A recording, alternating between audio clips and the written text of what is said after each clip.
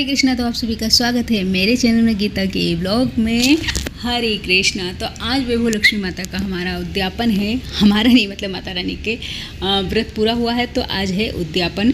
तो उसके लिए हमने कुछ है ना सुहागनों के लिए सामान लाया था, जैसे कलर हुआ, सुहाग के ही पूरे सामान थे, सिंदूर था, मेहंदी था और ये नाखून पालिश थी, बक्कल थे और कंघी थे और रुमाल थे, मतलब 11 सामान था, गजरा था। तो जो भी सुहागन का था वो था। तो मैंने सोचा था ऐसे ही ना रुमाल के ऊपर देने के लिए। और वैभव लक्ष्मी की किताब तो ज़रूरी रहती है उद्यापन में, वो सभी को पता है, मुझे कहने की ज़रूरत नहीं। तो ये पाउच मैंने मंगवाया था मीशो से, तो वो मेरे पास थे। तो मेरी लड़की ने कहा मम्मी इसके अंदर करके देंगे तो अच्छा भी लगेगा और सही भी रहेगा, पाउच हम सबके काम में भी आ जाएगा। कहते हैं ना जब बेटियाँ होती हैं ना तो बहुत सारे काम में हाथ बटाती हैं, अच्छा भी बहुत भाई लगता है। और बाहर फिर मेरी बेटी ने पहले पैकिंग कराया और उसके बाद मेरी बेटी ने बाहर रंगोली निकाला। रंगोली बहुत अच्छा निकालती है, जो मुझे बिल्कुल भी नहीं आता है।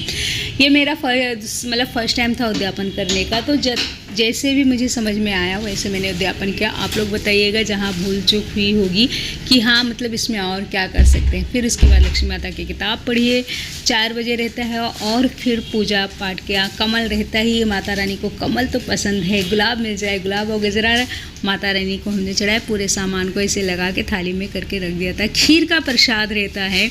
और उसके बाद सुहागिनी आई तो उनको हमने पैर में कलर लगाया, महावर बोलते हैं ना जो पैर का।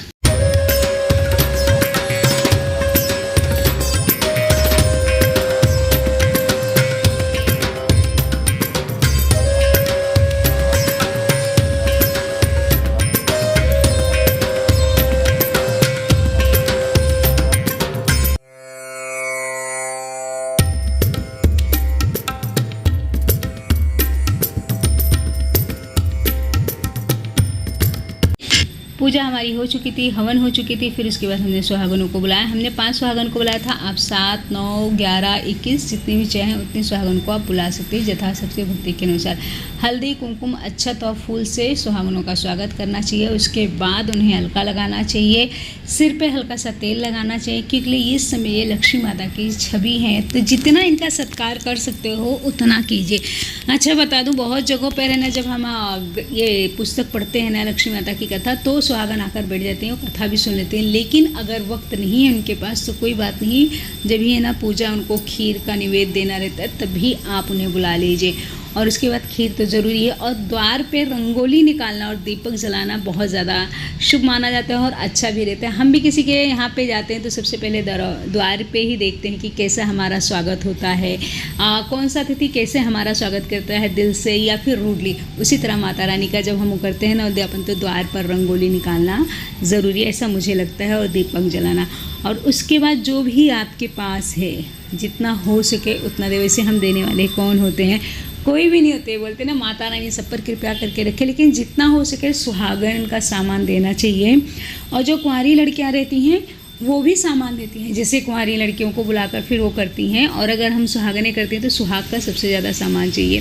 फ्रूट जितना हो सके उतना आप दे दीजिए। मैंने केला दिया था और नारियल तो है ना पुस्तक पढ़ने के बाद, हमारा ज्ञान करने के बाद फोड़ा गया था। तो हमारे में है ना मतलब हमारे पांडे जी ने नारियल फोड़ा था, क्योंकि मन्नत भी उन्हीं की थी। तो हम आरती में शामिल हुए, उसके बाद उन्होंने नारियल फोड़ा। वैसे तो मेरा बहुत कुछ करने का मन था बस, लेकिन लक्ष्मी माता ने कहा धीरे धीरे स्टेप बढ़ो, एक साथ में नहीं बढ़ना चाहिए। बोलते ना भूख लगे एक साथ में खा लो तो पेट में दर्द हो जाता है।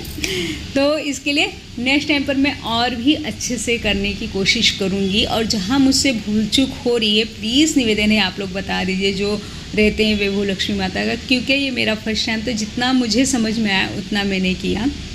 वैसे खाने का भी निवेद रखते हैं, जैसे पूड़ी हुआ, चने की भाजी और खीर। बट मैंने खीर ही रखा था क्योंकि ना अकेले करने वाली हूँ और बेटी ने भी सपोर्ट किया, ऐसा नहीं कि नहीं किया। बट है ना खाना बनाने में आप सभी को पता है, तो अगली बार और भी इससे अच्छे से कोशिश करूँगी करने की। और जहाँ भूल चूक हो वहाँ पे बता दीजिए।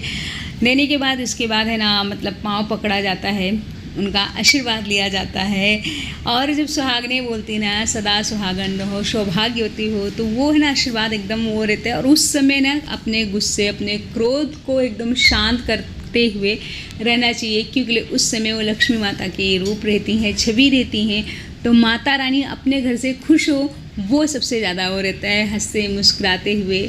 और बस जय माँ लक्ष्मी की।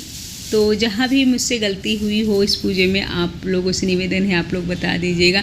वैसे बर्तन भी दे सकते हैं, वस्त्र भी दे सकते हैं, जितना हो सके उतना हम दे दें, लेकिन जितना नारियल सबसे ज़्यादा ज़रूरी रहता है वो सभी को पता है। तो जय माँ लक्ष्मी। फिर हम मिलते हैं हमारे नेक्स्ट ब्लॉग में।